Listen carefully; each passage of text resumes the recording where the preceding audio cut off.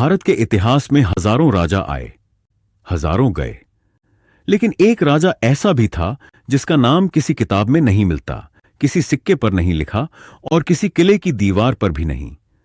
उसे लोग कहते थे राजा वीरसेन। भाग 1। वो राज्य जो नक्शे से गायब है 13वीं शताब्दी में उत्तर भारत के घने जंगलों के बीच एक छोटा सा राज्य था, अमरसिंहपुर। उस राज्य की सबसे अजीब बात यह थी कि उसकी सीमाएं हर साल बदल जाती थीं।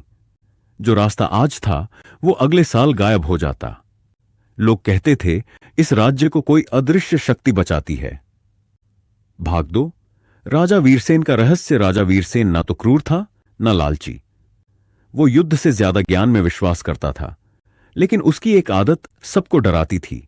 हर अमावस्या की रात वो अकेले जंगल में चला जाता था, ना कोई सैनिक ना कोई सलाहकार, और सुबह लौटकर उसकी आंखों में कुछ ऐसा होता जैसे उसने मौत को देखा हो। भाग 3। वो शपथ। राज्य के सबसे पुराने पुजारी ने एक दिन सच बताया, इस राज्य की रक्षा एक बलिदान से जुड़ी है। सदियों पहले जब यह राज्य बसाया गया था तो जंगल की एक रहस्यमयी शक्ति से एक समझौता किया गया था। राजा को हर पीढ़ी में अपनी आत्मा का एक हिस्सा उस जंगल को देना होता था। इसीलिए राजा अमर रहता था, लेकिन इंसान नहीं रहता था। भाग 4। विश्वासघात। एक दिन राजा के ही सेनापति ने विदेशी आक्रमणकारियों को राज्य का रास्ता बता दिया।